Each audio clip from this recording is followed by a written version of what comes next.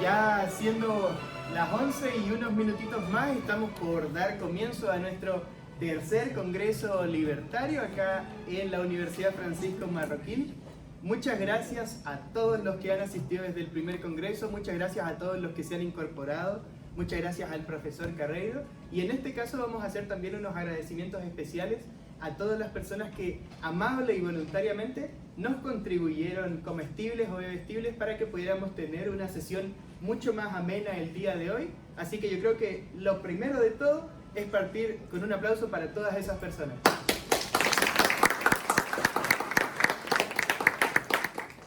Bueno, siempre hay que ahí, pues, valorar a la gente que hace un, no digámosle sacrificio, hace una inversión por la libertad, digámoslo de esa manera.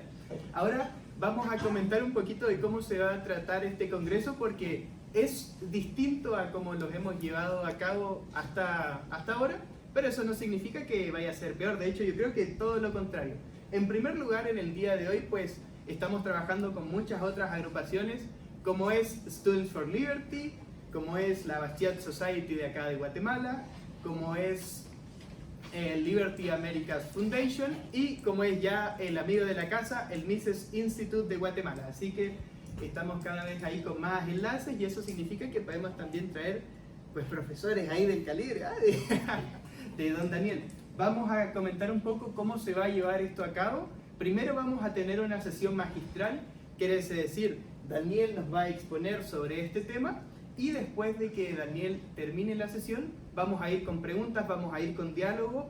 ¿Por qué? No es porque uno sea muy autoritario, sino porque la cantidad de contenido que queremos cubrir hoy día es como un poquito extensa. Entonces creemos que es la manera más eficiente de conseguir el objetivo. Ahora pues vamos a darle otro aplauso más a don Daniel Carreiro. Daniel es doctor en ciencia política, da clases acá en la Universidad Francisco Marroquín, en el Instituto de Estudios Políticos y Relaciones Internacionales, es español y pues pertenece, ¿cómo podríamos decirle?, a la Escuela de Galicia, Joan de Lugo, ¿cómo le podríamos llamar? Sí, Escuela de Compostela o Joan de Lugo. Sí. Perfecto, pues pertenece entonces a lo que podríamos llamar como a la Escuela de Joan de Lugo, donde hay otros académicos quizás que ustedes ya conozcan, como por ejemplo Miguel Ancho Bastos. Así que el día de hoy Daniel nos va a conversar sobre una introducción al anarcocapitalismo, esta filosofía a lo mejor comenzada a teorizar por Rothbard o quizás por otros, a lo mejor ahí vamos a ir viendo. Y sabemos que es un tema que es polémico, que hay muchos que como que no les cuadra, y esperamos que después de esta sesión a lo mejor no todos vayan a ser anarcocapitalistas, pero por lo menos tengamos más claro de qué se trata esta, en mi opinión, bella filosofía, y pues entendamos de qué se trata. Así que ahora sí, comenzamos. Ahora empezamos mal ya tirando la bandera del capitalismo. Primero de todo, muchísimas gracias por venir, sobre todo porque pues es bastante significativo que un sábado por la mañana, pudiendo estar haciendo otras cosas, pues que vengan aquí a escuchar aquí a que les aburra un poco hablando de teoría política y sobre el narcocapitalismo, y eso es muy importante porque pues demuestra interés por ideas y es una de las cosas principales, no ni siquiera para que estemos todos de acuerdo, pero para que haya debate y también para que intercambiemos ideas y así pues podamos ir mejorando, todos incluido yo por supuesto, que espero también aprender un montón con las preguntas que haremos después. Entonces el tema viene siendo sobre una teoría política particular que pues no es la más popular en el mundo, aunque es infinitamente más popular de lo que fue hace pues solo 10, 20 o 15 o 30 años. De hecho, cuando empezaron a aparecer las primeras obras teóricas del anarcocapitalismo en Estados Unidos, los autores que pertenecían a esas corrientes decían que los teóricos libertarios pues que podían entrar en una única habitación, y era una teoría muy poco conocida, y sin embargo ahora, en parte gracias a internet, pero también a la aparición de institutos como por ejemplo el Instituto Mises de Guatemala ahora, pero que se aparecieron por muchas partes del mundo, pues es una teoría que está siendo mucho más importante. Y de hecho, hay un candidato en Argentina pues que está influido también por el anarcocapitalismo y que podría llegar a ser el primer presidente de un país influido directamente por este tipo de ideas. Entonces, pues, a pesar de que son ideas así que parecen un poco oscuras o raras, utópicas, pues cada vez pues, van apareciendo más y más partidarios de este tipo de ideas. Pero entonces, antes de entrar en la introducción, básicamente hay que pues, hacer una precisión conceptual sobre lo que significa ser anarquista. Ser capitalista, más o menos, o defensor del capitalismo es un poco más fácil. También para los que pues, lo critican, dicen que eres un cerdo capitalista cuando quieres oprimir a los pobres, pero para los que lo defienden, pues que defiendes un sistema económico que promueve la riqueza y la prosperidad. Pero con el anarquismo pasa una cosa diferente. Cuando uno dice que es un anarquista, la primera impresión que le viene a la gente es la de pues, un barbudo con una bomba en la mano, que quiere lanzar allí y provocar el caos y la confusión y el desorden. Entonces yo la bomba no la tengo, la barba la tengo, solo cumplo la mitad de las condiciones, pero una idea fundamental es que un anarquista no defiende el desorden, o por lo menos no es necesario que defienda el desorden. De hecho, si yo defiendo el anarquismo, es porque creo que va a conducir a un mayor orden y a una mayor prosperidad. Y creo que es el Estado el que produce el desorden. Entonces esa es la primera idea, que anarquismo no es equivalente a desorden. La idea fundamental del anarquismo es que se enfrenta con la idea del Estado. Entonces vamos a ver algunas precisiones conceptuales y teóricas que son necesarias para pues, saber de qué estamos hablando. Entonces, por cierto, yo esta presentación tan bonita no la hice, porque yo soy un inútil y mis presentaciones no quedan así de bonitas. Esto es gracias a Melanie, que se toma un montón de trabajo para poder hacerlo y que pues, el mérito es completamente de ella. Entonces, ¿cuál es la pregunta central de la teoría política? Según algunos autores muy importantes, contemporáneos, y que no son anarcocapitalistas. Pues la pregunta, por ejemplo, Christopher Heath Wellman. Él considera que la pregunta central y más importante de la teoría política es ¿por qué no ser un anarquista?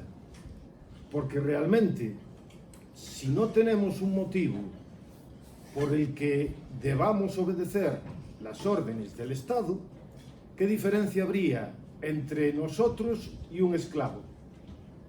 Si no hay motivos para obedecer, si no tenemos razones morales y prácticas para obedecer, pero tenemos que obedecer, realmente eso es lo mismo que pasa con los esclavos. Durante la mayor parte de la historia de la humanidad y en todas las culturas se consideraba más o menos aceptable que hubiesen esclavos. Y un esclavo tenía que trabajar obligatoriamente para su amo y no podía tomar decisiones de forma autónoma. Ahora se considera, con toda la razón, que la esclavitud es una institución completamente ilegítima. Pero ¿qué diferencia habría si no tenemos algún motivo entre la esclavitud y la obligación que tenemos nosotros de obedecer al Estado? También tenemos que pagar impuestos, es decir, tenemos que trabajar para otra persona y tenemos que obedecer las órdenes que nos dan. Entonces, si no tenemos razones buenas para considerar que estamos obligados a obedecer las órdenes del Estado, no habría ningún tipo de diferencia entre un esclavo y las personas que están sometidas a la autoridad estatal. Por eso es la pregunta central de la teoría política. Y esto, por ejemplo, Michael Oakeshott es también un teórico político importante, que tampoco es anarcocapitalista, pero dice que si únicamente reconocemos la autoridad del Estado en términos de su poder, es decir, de que puede venir un señor con una porra o una pistola, o los SWAT, o los Navy SEALs, a obligarnos a obedecer, entonces no podemos considerarnos a nosotros mismos más que como esclavos en relación con el Estado. De hecho, no sé si saben, hay una cosa que se llama el Día de la Liberación Fiscal. No sé si le suena a alguien por aquí. ¿No le suena por aquí, por esta zona? No. Los que leyeron el artículo, quizás. El Día de la Liberación Fiscal es un cálculo que hace un instituto para ver cuántos días necesita un trabajador para pagar todos los impuestos que le cobra el Estado.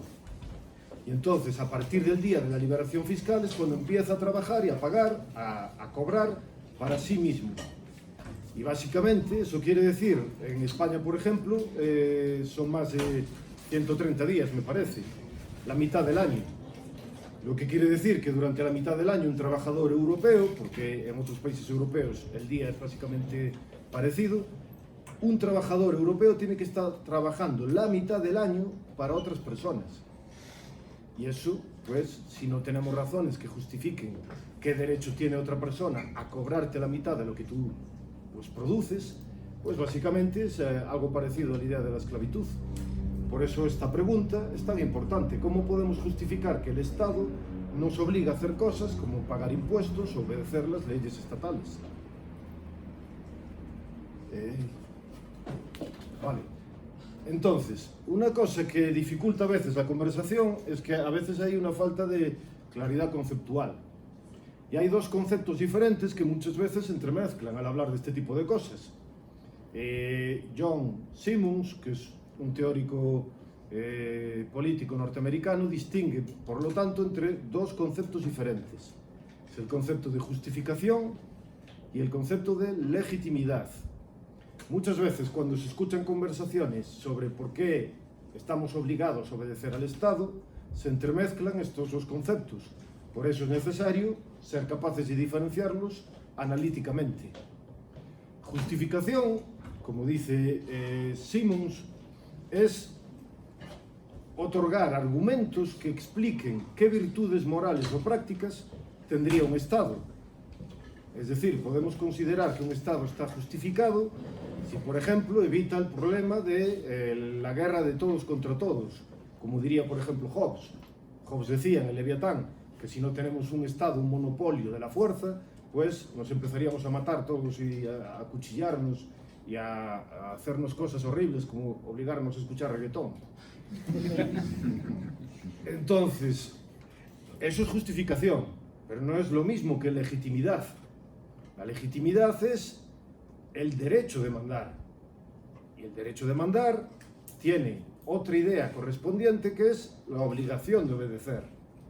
Entonces, cuando hablamos de legitimidad, ese concepto de legitimidad, el concepto correspondiente o la otra cara de la moneda sería la obligación política. Si alguien tiene derecho a mandar, los que están bajo su autoridad tienen la obligación de obedecer. Pero son dos conceptos diferentes, la justificación y la legitimidad. Por ejemplo, podría ocurrir, si es verdad que existen argumentos buenos de justificación, que haya un Estado que está justificado, es decir, que tiene algún tipo de virtud práctica o moral, pero que no tiene derecho a mandar. Imaginemos, por ejemplo, un rey, y es como en Juego de Tronos, hay pues un familiar que le corta la cabeza o lo envenena, y entonces usurpa su puesto. El usurpador supuestamente no tiene derecho a mandar. Ahora da igual que si la teoría de por qué un rey tiene derecho a mandar es buena o no. Imaginemos que fuese buena, que hay el derecho divino de los reyes. Si aparece un usurpador, ya no se correspondería con esa teoría. Luego no tendría derecho a mandar. Pero a lo mejor gobierna mejor, es más justo, es más noble, proporciona mejores servicios. Entonces, aunque no tuviese derecho a mandar, no tendría legitimidad, pero tendría justificación. Un ejemplo. Podemos imaginar, por ejemplo, un gobierno, una empresa privada que haga ordenadores, yo que sé, Apple. Y podemos encontrar muchos motivos para decir que es la mejor compañía del mundo para hacer ordenadores o iPads o lo que sea.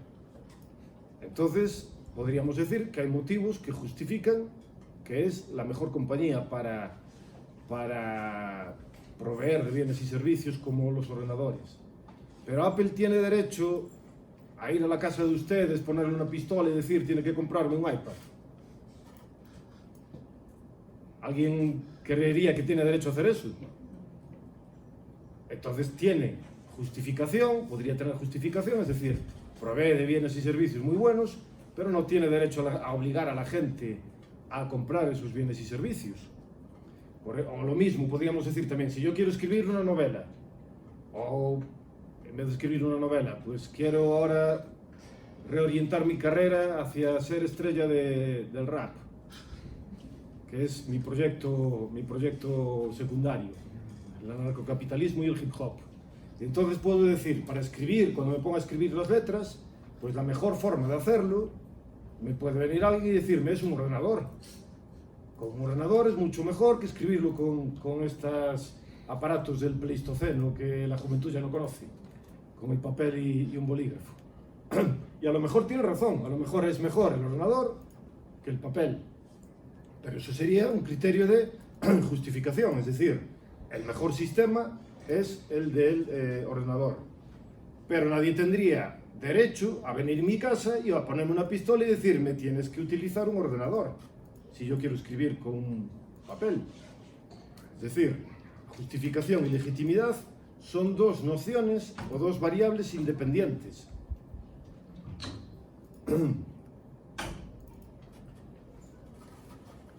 Entonces, en la actualidad, los teóricos políticos de cualquier tipo de corriente, cuando hablan de la autoridad del Estado, distinguen entre 6 características que los Estados tienen, que la autoridad estatal posee. La descripción tradicional o la definición tradicional del Estado se correspondía, por ejemplo, con la de Max Weber, cuando hablaba de que el Estado es un monopolio de la fuerza física legítima en un determinado territorio. ¿Qué quiere decir? Que solo el Estado puede utilizar legítimamente la violencia para obligar a otros a comportarse de una determinada forma. Aquellos que no se forman parte del Estado y que utilizan la violencia para obligar a otros a comportarse de una determinada forma, pues son criminales. Esas características están incluidas en las 6 características que ahora recogen los teóricos políticos. Solo que estas pues, son un poco más amplias y es más riguroso porque se distingue entre cada una de ellas. Entonces, por ejemplo, la primera sería la supremacía. ¿Qué quiere decir supremacía? Que el Estado está por encima de cualquier otro tipo de organización.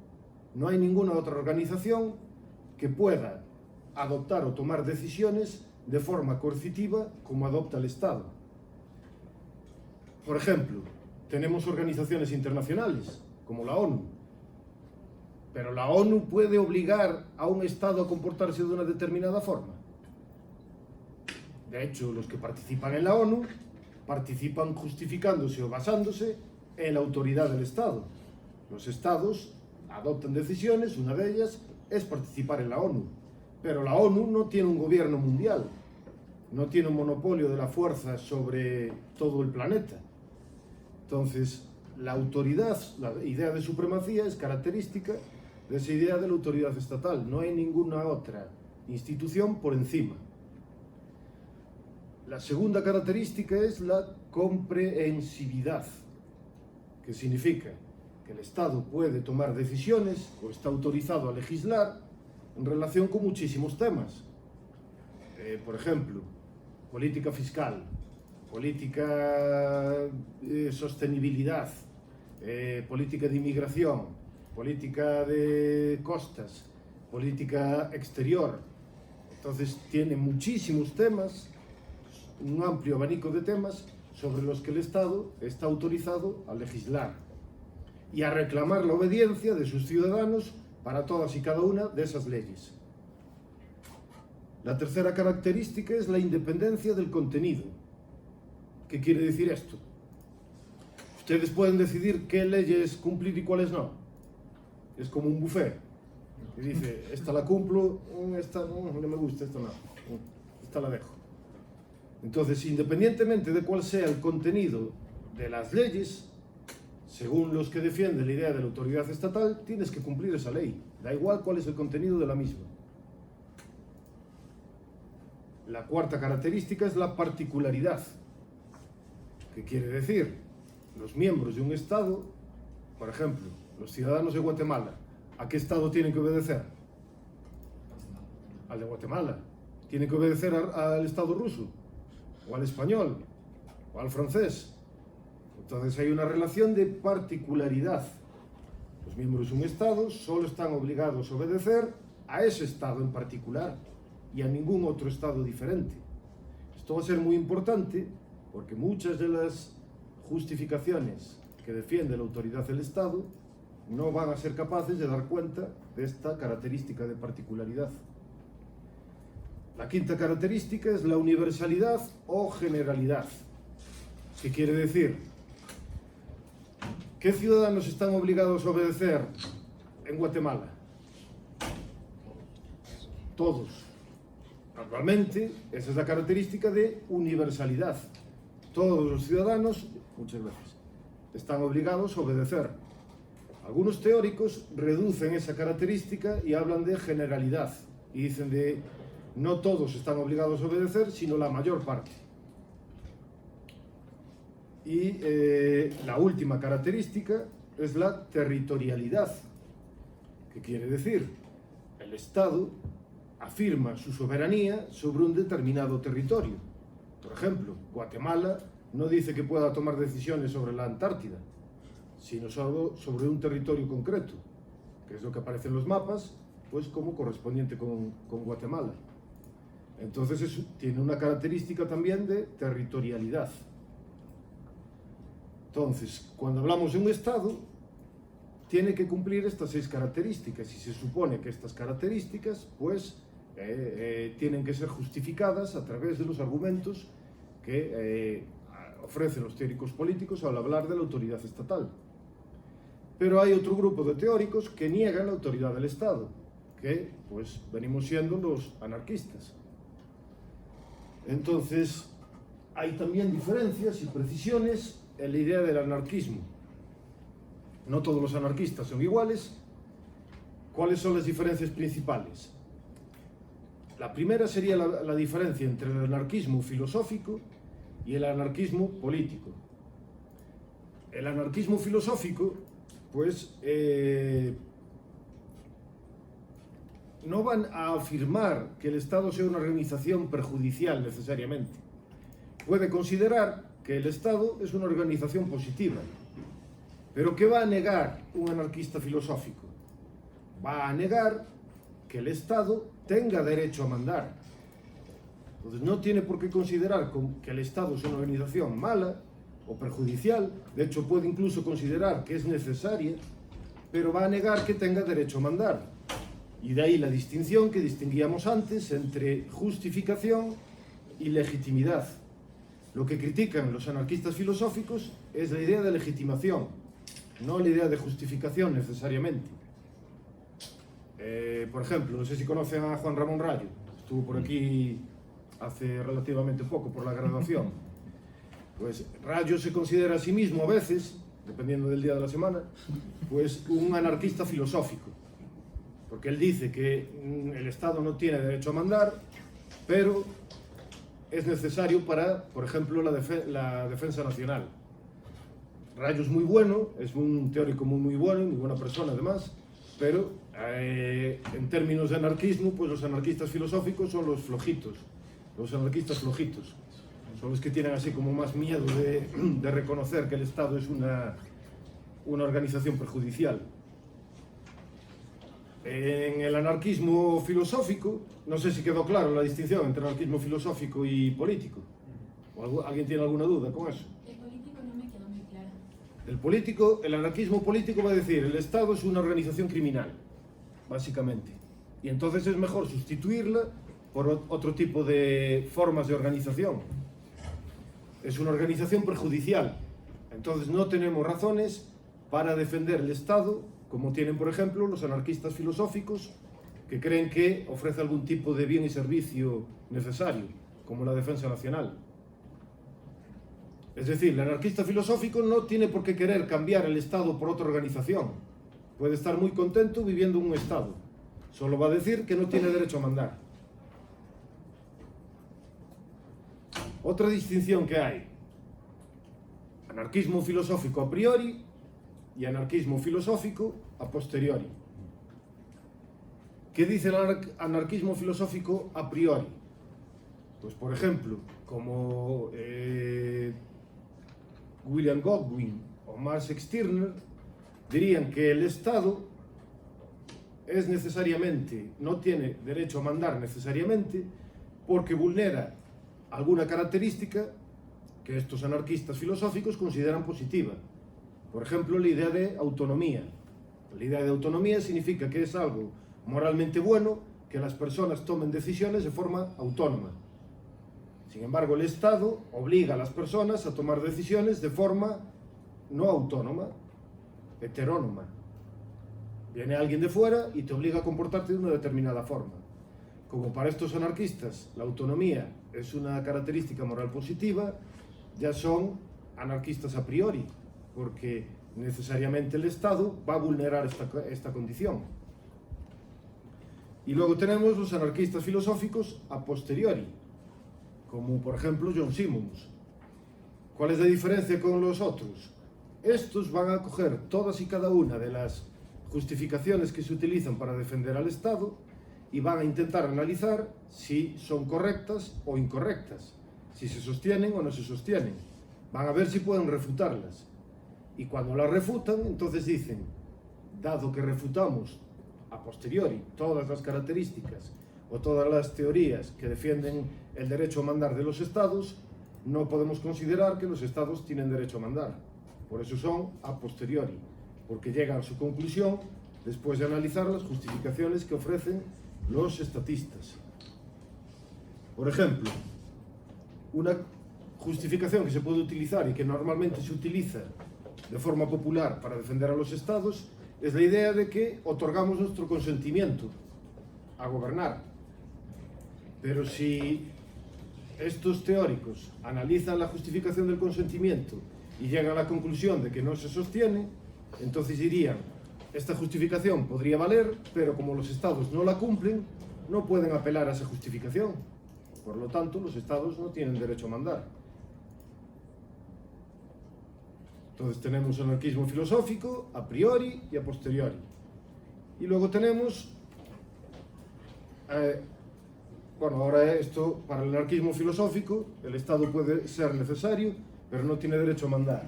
Esto era una de las cosas que veníamos diciendo ya. Entonces, por ejemplo, aquí tiene la frase esta de John Simmons. Es uno de los teóricos más importantes de la obligación política, teóricos contemporáneos, y es un anarquista filosófico a posteriori. Entonces él dice que al contrario que los anarquistas políticos, el anarquismo filosófico simplemente niega que haya obligación política, pero no tiene por qué querer hacer una revolución, no tiene por qué querer acabar con el Estado, puede quedarse en su casa cómodamente viendo internet, no tiene por qué considerar que hay que promover ningún tipo de cambio político siquiera, solo que el Estado no tiene derecho a mandar. Y esto va a ser completamente diferente a lo que hacen los anarquistas políticos.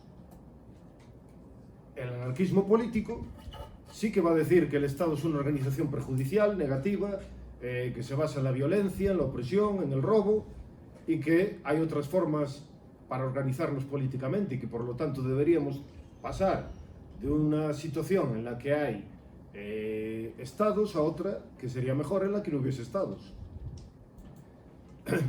La idea sería, antes hablábamos de esclavitud.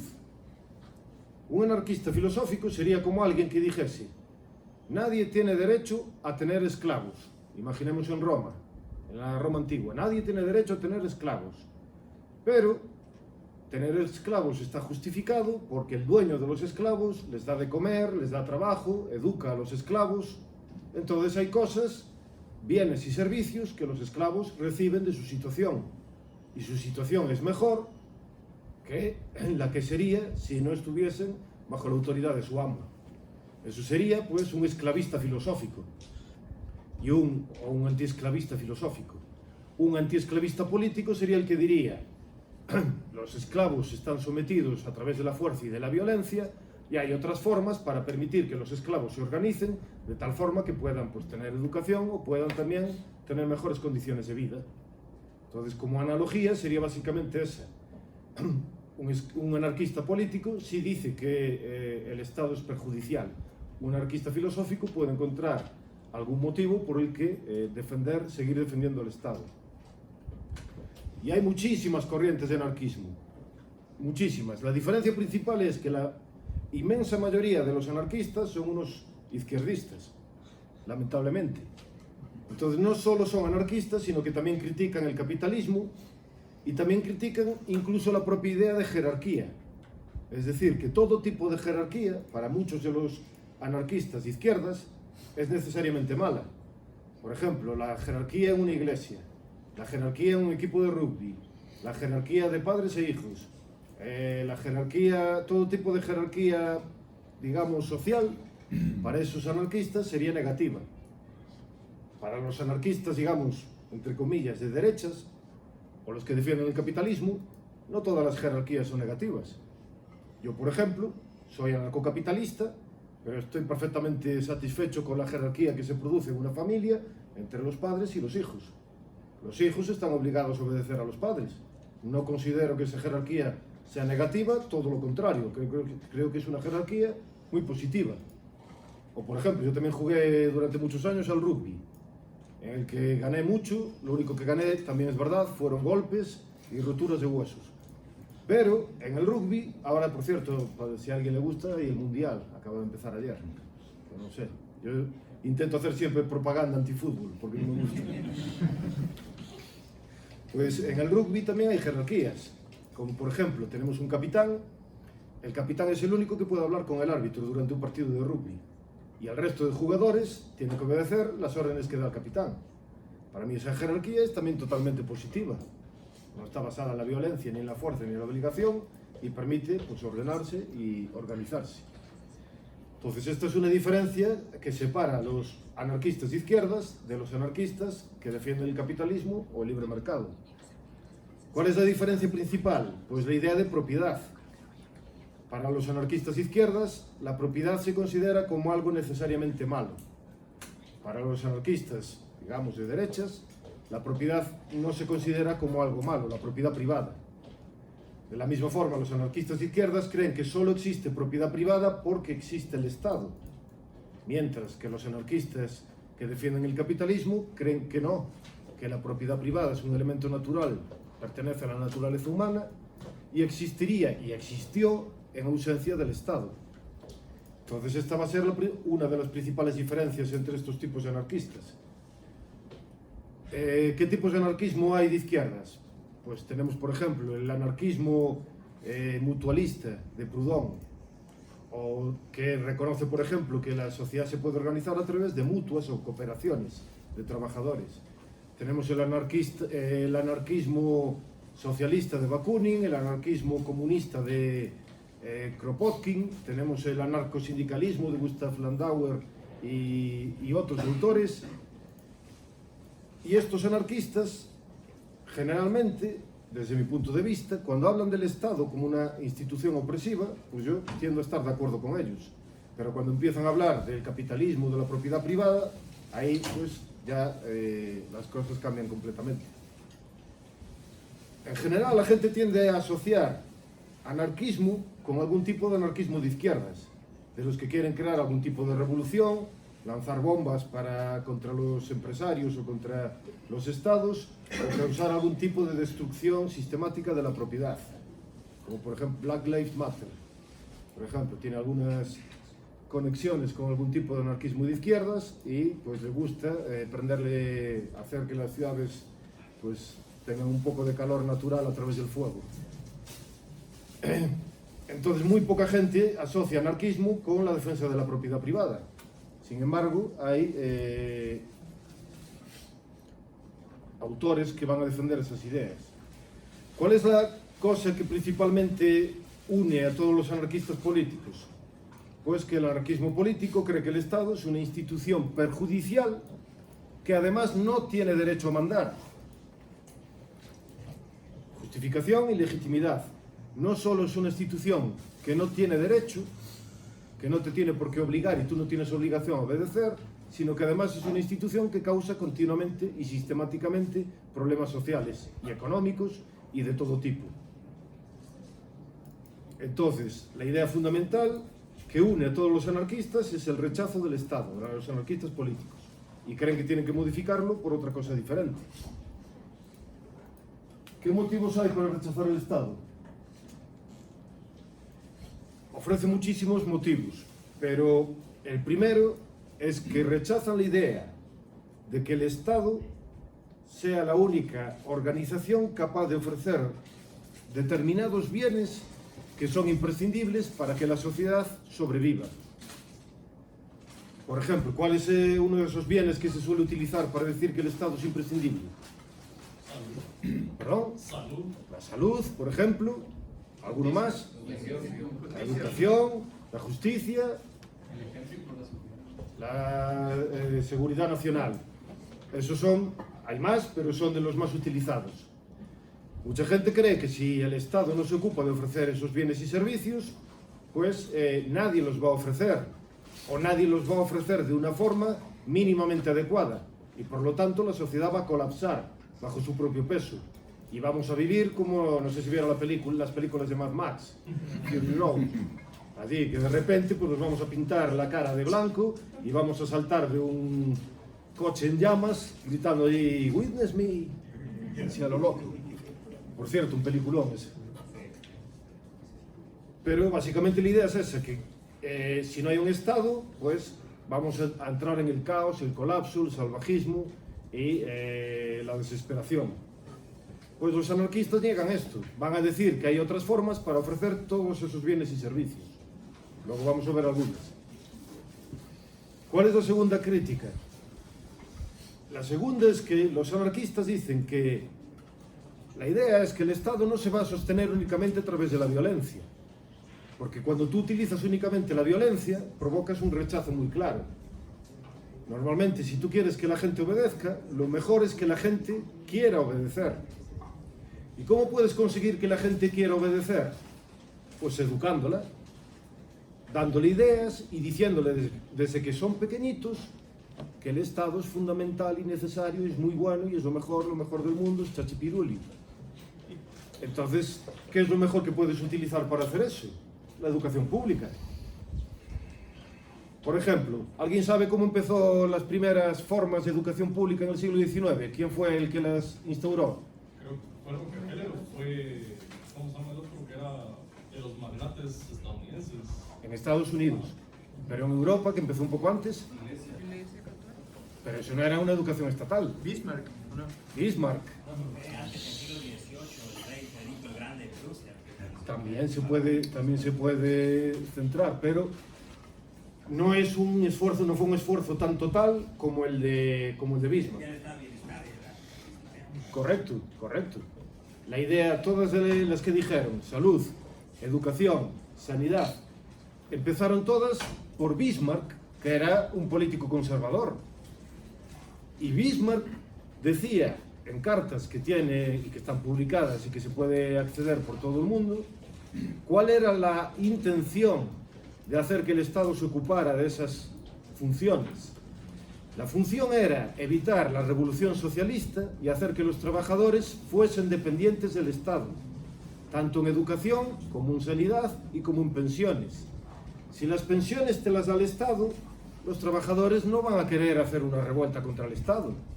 Si la sanidad depende del Estado, los trabajadores van a ser mucho más sutiles en su rechazo, en sus protestas.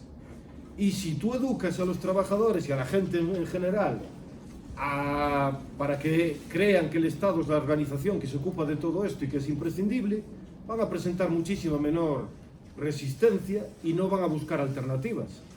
Entonces, la educación pública no está hecha para que los niños hablen de Baudelaire o sepan de la filosofía de Platón o la filosofía de Aristóteles. Está hecho para que acostumbrar a la gente a pagar impuestos y a morir en las guerras. Esto es una de las cosas principales que van a criticar todos los anarquistas, también los de izquierdas, y tienen críticas muy buenas. Rudolf Rocker, por ejemplo, tiene un libro muy extenso hablando sobre la cultura y los estados y cómo los estados tradicionalmente tienden a erosionar la cultura de las poblaciones en las que viven. Por ejemplo, una obra clásica que se considera fundacional de Occidente es la Odisea, no sé si la conocen por aquí. La historia de Ulises, cómo intenta volver a Ítaca, a su esposa después de la guerra de Troya. Otra obra fundamental es la Ilíada, que es sobre la guerra de Troya. Son dos de las obras más importantes en la historia de la cultura occidental. Esas obras aparecieron en lo que se llama como una época oscura de Grecia, en la que había una especie de instituciones protoestatales que entraron en decadencia, desaparecieron, y es después cuando aparecen estas dos obras tan importantes. Y Rudolf Rocker utiliza esas obras como un ejemplo de cómo la cultura se desarrolla en ausencia de un Estado. Pero podríamos poner muchísimos otros ejemplos. ¿Y cuál es la tercera de las grandes críticas? La tercera de las grandes críticas es que para los anarquistas se produce una confusión entre sociedad y Estado. Y es una confusión que es deliberada. Que cuando se hace, por ejemplo, la educación, se intenta equiparar a la sociedad con las organizaciones políticas estatales, con el monopolio público de la fuerza. Como por ejemplo, cuando hablo de la gente, España, ¿cuáles son los intereses de España? O los intereses de Francia, los intereses de Rusia, los intereses de Ucrania, los intereses de Guatemala. ¿Quién determina esos intereses? El Estado, a través del gobierno y de las personas que están en el aparato estatal. Esos intereses tienen que ser los que coinciden con los intereses de la gente. Igual no tienen por qué ser los mismos. Sin embargo, cuando se habla de esa forma, parece como que España es una señora que está ahí viviendo y se levanta y dice: ay, ¿cuáles son mis intereses? Pues mis intereses hoy es comerciar con Guatemala, o no comerciar con Guatemala. Y Guatemala lo mismo, también es una señora como que está ahí, que tiene intereses. Entonces es una forma de hacer como que los intereses del Estado, los intereses de la gente son los mismos, porque si tú criticas los intereses del Estado, estarás criticando los intereses de la gente. Pero para ver que estas dos cosas no tienen por qué coincidir, podemos ver, por ejemplo, el caso de la Grecia clásica. Normalmente se dice que la civilización occidental tiene tres grandes fuentes. La Grecia clásica, con la filosofía griega, por ejemplo. Roma, con el derecho romano, por ejemplo, y la cristiandad. Pero la Grecia clásica vivía bajo un Estado. ¿Quién recuerda, por ejemplo, dos ciudades griegas muy importantes? Atenas y otra, Esparta. Pero tendríamos más, tendríamos Argos, tendríamos Tebas.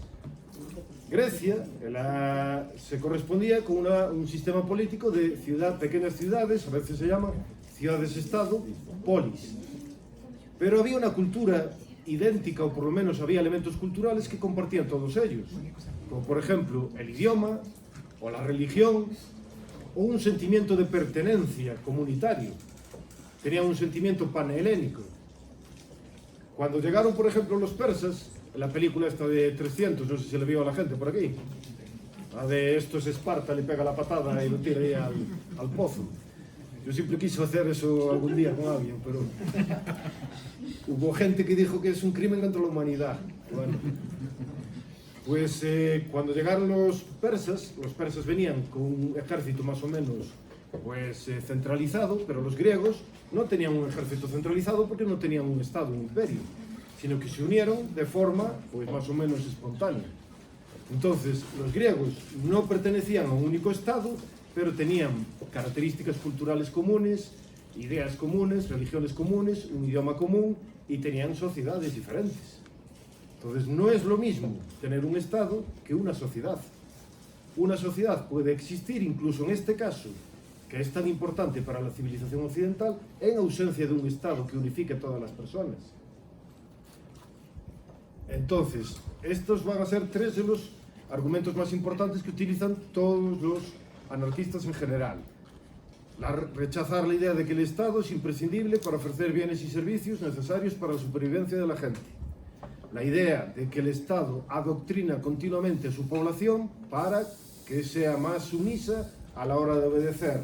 Y la idea de que el Estado y la sociedad no son la misma cosa. Pasa lo mismo, por ejemplo, con la idea de gobierno. Por ejemplo, a veces se cree que un anarquista está contra toda forma de gobierno. Eso no es necesariamente cierto. Yo estoy en contra del Estado, pero no en contra del gobierno, de todo tipo de gobierno. Por ejemplo, la UFM. La UFM tiene una forma de gobierno. Tiene una rectoría, tiene un grupo de gente que adopta determinadas decisiones. Eso es una forma de gobierno. Yo no estoy en contra de esa forma de gobierno. Por ejemplo, el gobierno de la Iglesia también tiene una forma de gobierno jerárquica. No estoy en contra de esa forma de gobierno. El gobierno va a aparecer siempre y cuando necesites una serie de normas o leyes para resolver conflictos y cuando haya también una relación en la que unos mandan y otros obedecen. El gobierno se puede considerar eterno, pues siempre va a haber necesidad de resolver conflictos, pero el Estado no. El Estado es una forma histórica contingente que apareció en un momento concreto del tiempo y que puede perfectamente desaparecer. Entonces no es lo mismo el gobierno que el Estado, y puede haber gobiernos que son legítimos. Yo afirmo que el Estado en ningún caso lo es, pero eso ya pues veremos criterios para discutir. Luego entonces, además de la idea del anarquismo, pues podemos empezar con la idea del anarquismo individualista. El anarquismo individualista es una de esas corrientes que se enfrentaron también a los anarquistas socialistas o comunistas o mutualistas y le da mucha más importancia a la persona. Creen que las personas tienen una gran capacidad para cooperar, para encontrar soluciones a problemas sociales y para aplicar esas soluciones en casos concretos y en épocas históricas más concretas. Entonces, estos anarquistas individualistas, que son como, por ejemplo, en Estados Unidos, Lysander Spooner o Benjamin Tucker, generalmente, o en Francia, en Bélgica, por ejemplo, Gustave Molinari, no ofrecen como una solución completa, como una especie de utopía, como un plan perfectamente detallado para decir cómo va a ser la sociedad anarquista. Eso es una de las críticas que a veces nos hacen a los anarcocapitalistas, que siempre te vienen a decir ahí, ¿quién va a hacer las carreteras? ¿O quién nos va a defender de los ninjas? ¿Qué pasa si llega un grupo de dragones y nos queman a todos? ¿O cómo van a ser los zapatos? ¿O cómo va a ser la música? Y generalmente nosotros no tenemos un plan o una utopía perfectamente preparada porque reconocemos la autonomía y la capacidad del individuo y de las personas y de las comunidades para encontrar soluciones específicas a problemas concretos específicos. Por eso, por ejemplo, los anarquistas individuales no establecían un plan perfecto para una sociedad futura, sino que establecían una serie de principios generales. Estos anarquistas individualistas van a influir mucho en la introducción, que tardó en llegar, pero es que la corriente del anarcocapitalismo. ¿Cuál es la idea principal del anarcocapitalismo? Pues va a ser una teoría que se va a centrar en responder a la pregunta de ¿en qué condiciones podemos utilizar la violencia física? ¿Cuándo es legítimo o tenemos derecho a andar a golpes con los demás? ¿O a matar a otra persona? ¿Sí? Al defender nuestra vida o nuestra propiedad. Exactamente, que es lo que se corresponde con la idea del principio de no agresión. La idea es distinguir entre dos tipos de violencia. No todo tipo de violencia es injustificada. Si violencia lo entendemos como, por ejemplo, violencia física directa o como pegar tiros. Hay violencia agresiva y violencia defensiva. El anarcocapitalismo rechaza completamente la violencia agresiva, pero defiende completamente la violencia defensiva. Por ejemplo, un violador y una violada. Al anarcocapitalismo, el violador es un hijo de una mala persona. Y la violada puede pegarle un tiro en la cabeza y volarle los sesos perfectamente, porque se está defendiendo de una agresión. Entonces, aunque físicamente la violencia pueda parecer lo mismo, la intención hace que sean completamente diferentes.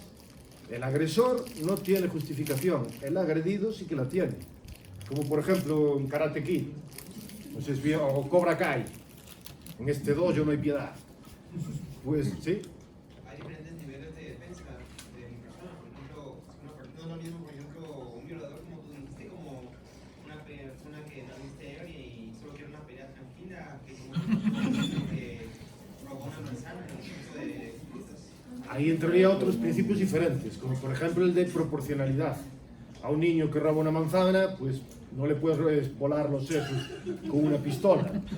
pero sí que puedes utilizar la violencia en el sentido de que puedes coger al niño y evitar que se vaya. O incluso si le puedes dar unos azotes, lo mejor serían los padres después, como castigo para que no robe. Entonces ahí se entraría en juego otro principio diferente que pues determinaría qué niveles de violencia se pueden utilizar. Normalmente Rothbard, por ejemplo, defiende ese principio de proporcionalidad, pero el principio de agresión y de no agresión es el mismo. La diferencia es en qué niveles podemos llegar a aplicarlo. Pero la idea básicamente es como el señor Miyagi en Karate Kid, eso. Las artes marciales se utilizan para defensa, nunca como agresión.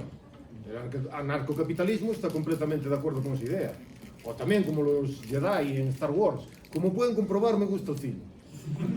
En general, pues tiendo a ver bastantes películas y utilizarlas como ejemplo. Pero a veces también la gente no las vio y los ejemplos quedan un poco raros porque entonces tengo que explicar la película también.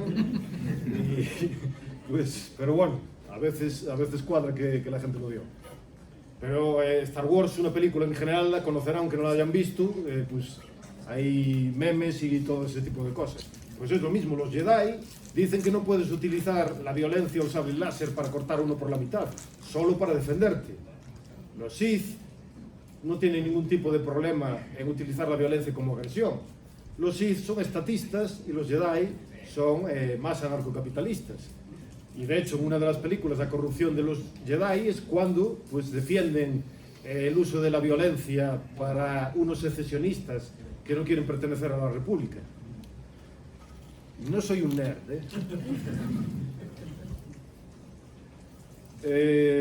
Entonces, este es el principio fundamental. Este principio se puede defender con distintos postulados filosóficos y económicos, pero como es una introducción, no vamos a entrar en ellos y luego en las preguntas podemos ver cuáles son las justificaciones filosóficas. Pero se aplica también a la idea de la propiedad. Si yo soy propietario legítimo de algo y viene otra persona y me lo quiere quitar con la violencia, estaría utilizando la violencia agresiva. Si yo me defiendo, estaría utilizando la violencia defensiva. ¿Qué hace el Estado? ¿Cómo se financia el Estado? Con impuestos. Y la palabra creo que ya nos da una pequeña señal, o una pequeña indicación. ¿Por qué se llaman impuestos? Se impone. Si no, se llamarían voluntarios. Voy a pagar a los voluntarios. Es decir, pero no se llaman voluntarios porque si no la gente diría, entonces no tengo por qué pagarlos. Pues la idea fundamental es que a menos que haya una buena razón para explicar por qué el Estado tiene derecho a cobrarte, si no tiene esa buena razón, el Estado se comporta como un criminal que te pone una pistola a la cabeza. Y el anarcocapitalismo diría que entonces tú tendrías derecho a defenderte de esa agresión. El Estado es un agresor, la gente a la que le cobran los impuestos son los agredidos. Y esto no viene relacionado con otra idea que desarrolló un sociólogo alemán que se llama Franz Oppenheimer, que distingue entre los medios económicos y los medios políticos. Oppenheimer, por cierto, no era tampoco anarcocapitalista, era socialdemócrata. Pero tiene esta idea que es muy buena, que es distinguir entre los medios en los que nos podemos hacer ricos. Él decía, tenemos los medios, por un lado, los medios económicos, que son la producción y el intercambio, o la donación. Yo me puedo hacer rico, por ejemplo, si invento un nuevo producto o un bien y servicio y lo vendo a la gente le gusta, me lo compra y yo me hago inmensamente rico. O puedo hacerme rico, por ejemplo, si produzco bienes de agricultura o cualquier otra cosa y luego viene alguien y los intercambia por dinero conmigo. Esos son unos medios que por un lado no utilizan la violencia y por otro lado es un juego que no es de suma cero.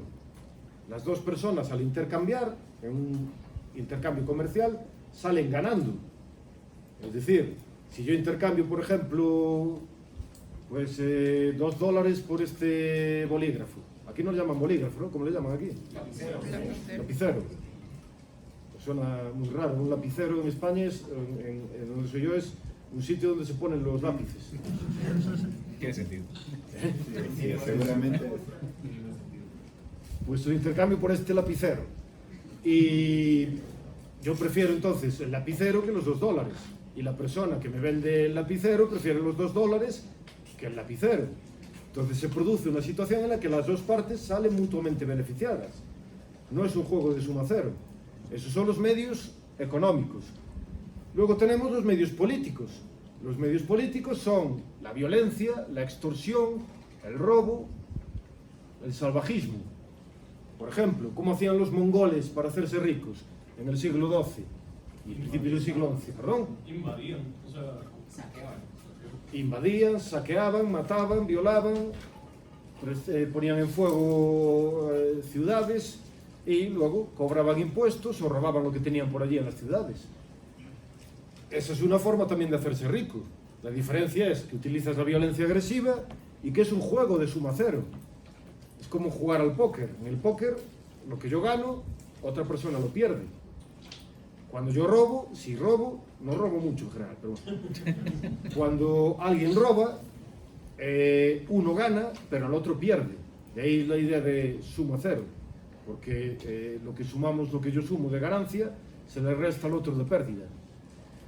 Bueno, pues Oppenheimer definía al Estado como la organización sistemática de los medios políticos.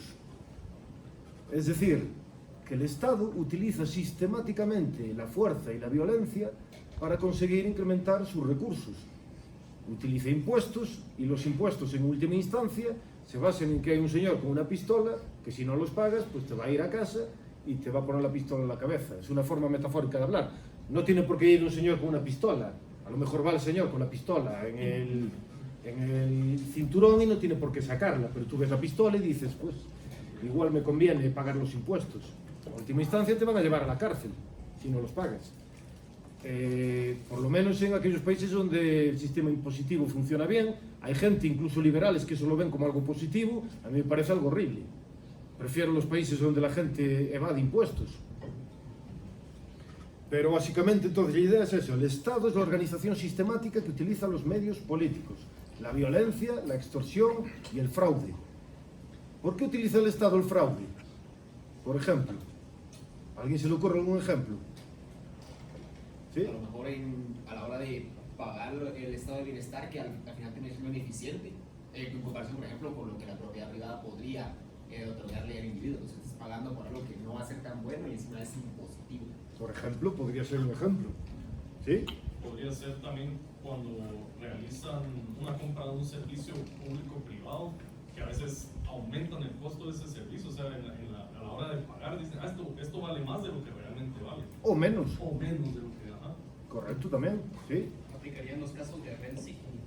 También porque alguien tiene un privilegio a través del cual puedo obtener un beneficio que no obtendría en otra situación diferente. Pero luego hay uno que clama al cielo, hay uno que clama, y que es una obra de arte en términos de control político y de poder, que es decir, por ejemplo, aquí se paga en quetzales. Imaginemos que yo tuviese una máquina de imprimir quetzales en casa. ¿Eso me lo iba a dejar hacer el Estado? ¿Cómo me iban a llamar? O imaginemos que yo los pinto porque soy muy bueno.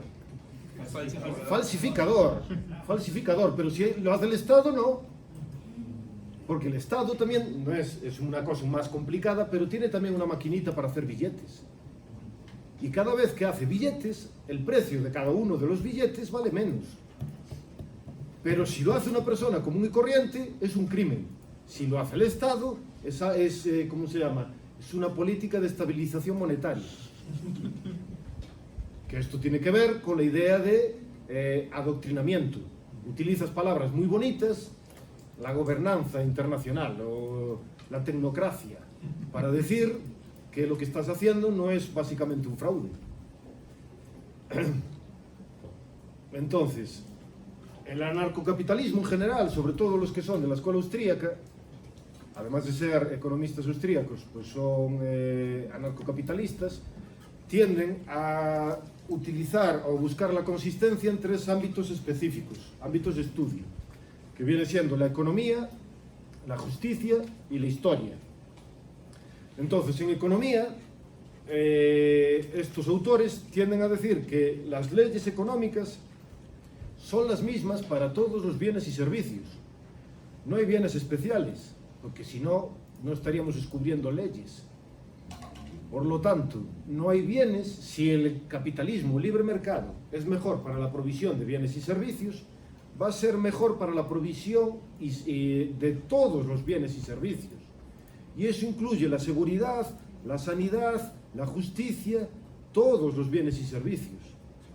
Por lo tanto, rechazan excepciones, como por ejemplo, no, el capitalismo es muy bueno para hacer coches o carros, pero es muy malo para hacer hospitales. ¿Cuál es el motivo por el que es malo para hacer una cosa y bueno para hacer otra? Si uno quiere ser consistente, tendría que encontrar, decir, por ejemplo, si el Estado es bueno para hacer hospitales, también debería ser bueno para hacer carros. Y entonces la conclusión debería ser que el comunismo es mejor. Pero no funciona muy bien en general, y no funciona muy bien en general. Bueno, funciona bien para producir miseria. En eso son efectivos. Pero no funciona bien para producir prosperidad. Bueno, pues los anarcocapitalistas, sobre todo los austríacos, son consistentes al decir que si el capitalismo funciona, va a funcionar para todo. El segundo de los ámbitos de estudio donde se busca la idea de la consistencia es en la justicia. Aquí tampoco se busca, por ejemplo, se permiten excepciones arbitrarias. Por ejemplo, si un acto se considera injusto porque utiliza la violencia, como por ejemplo si yo me pongo un pasamontañas y voy a un descampado y le robo a una persona, eso es un robo, se considera malo, pero lo mismo es un impuesto, a menos que haya un criterio o un argumento razonable que justifique la diferencia. Entonces no se van a permitir excepciones arbitrarias. Si alguien utiliza la violencia, es injustificado. Da lo mismo que sea una persona o un grupo criminal que sea un Estado. Da lo mismo que tenga tatuajes y que haga gestos con las manos, como que lleve corbata y que aparezca en la televisión dando discursos. Y la tercera de las cuestiones sería la historia. Muchos de los anarcocapitalistas utilizan la obra de antropólogos, sociólogos e historiadores que vieron cómo apareció de forma histórica el Estado. Y lo que descubrieron estos autores es que no llegó de repente y la gente se dio la mano unos con otros y empezaron a cantar vamos a hacer un Estado todos juntos. Y no pasó así, de cómo ocurrió la aparición de los Estados. Estos historiadores, que tampoco son anarcocapitalistas, vieron lo que ocurrió en el pasado y dijeron, no, los Estados aparecieron a través de la fuerza, a través de la violencia. Los mongoles hablábamos antes. Eso es como aparecen los Estados.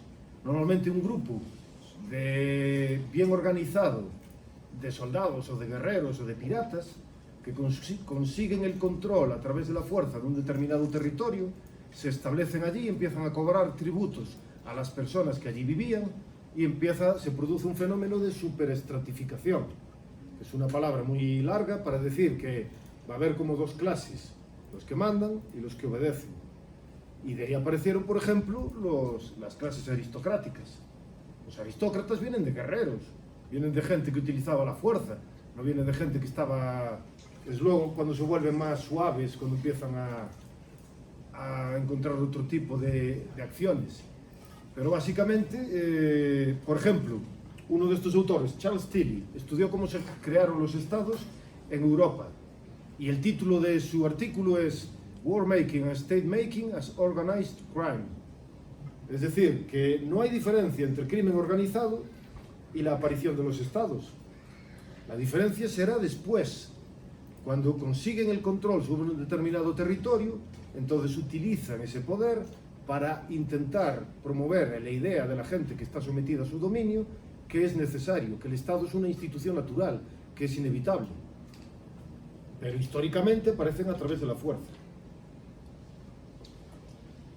Y tenemos también algunas aclaraciones que hacer. En primer lugar, hicimos ya algunas, la idea de, por ejemplo, que la anarquía no significa desorden, o por lo menos que los anarcocapitalistas no defienden el desorden. De hecho, defienden todo lo contrario. Pueden estar equivocados o no, pero no quieren que la gente estalle en llamas y que haya guerras civiles, revueltas y muerte. Lo que dicen es que hay formas de organizarse que son mejores que las que utiliza el Estado, y es el Estado el que promueve el desorden. Pero otra aclaración importante es que el anarcocapitalismo no es una teoría, una filosofía moral completa. Esto, mucha gente se engaña o se confunde con esto, incluidos muchos anarcocapitalistas y libertarios. Es decir, el anarcocapitalismo analiza en qué circunstancias es legítimo utilizar la fuerza física, pero no te dice cómo tienes que vivir, no te dice qué es el bien, qué es el mal, en un aspecto más amplio, ni analiza cosas morales, como qué debes hacer o cómo debes comportarte con tus vecinos, o cómo debes comportarte con tu familia, o cuál es el sentido de la vida. Es una teoría muy estricta y muy limitada, muy importante, pero muy limitada. Es ser bueno, desde mi punto de vista, es bueno ser anarcocapitalista, pero es horrible ser únicamente anarcocapitalista. Necesitas también otra teoría, una filosofía moral, para explicar otro tipo de cuestiones. Y esto es lo que hace, por ejemplo, que haya también algunos libertarios que creen que mientras no utilices la violencia, todo lo que haces es moralmente bueno. Yo estoy radicalmente en contra de esa idea. Por ejemplo, yo puedo no utilizar la violencia contra mis padres y olvidarme de ellos. Y cuando sean viejos, pues no cuidar de ellos. O no hablarles, o no saludarles, o no preguntarles cómo están, o no llamarles por teléfono. Si yo hiciese eso, sería un desgraciado. Sería moralmente una rata. Pero no estaría incumpliendo el principio de no agresión.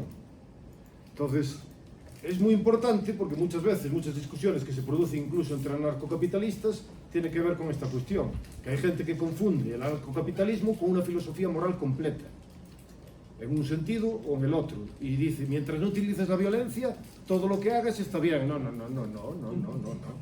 Si yo me pongo, por ejemplo, a comer hamburguesas mientras snifo opio, no sé si se snifa el opio. El opio se snifa. Creo que se fuma, ¿no? Se fuma, ¿verdad? Sí, se fuma. Bueno, pues yo es que No es porque sepa, ¿eh? Yo es que el opio no uso, yo en general soy más de heroína. Pero si fumo opio y me pongo a comer hamburguesas y a descargar pornografía en internet y es lo único que hago en mi vida va a ser una basura, no va a ser una buena vida. Y moralmente no voy a ser una buena persona. No utilizo la violencia contra nadie, pero mi vida no va a ser buena. Ese es mi punto de vista. Puede haber otro que intente decir lo contrario, pero tienen que utilizar otra filosofía moral. Pero básicamente esto es muy importante. El anarcocapitalismo no es una filosofía moral completa. Y otra cosa importante. Los anarcocapitalistas tienden a defender el capitalismo, porque creen que el capitalismo promueve la riqueza, la prosperidad de las personas. Y eso es algo bueno. Pero uno puede ser un anarcocapitalista y defender completamente que un grupo de gente que no quiera vivir en una economía capitalista se organice de otra forma diferente. Los Amish, por ejemplo, no sé si los conocen.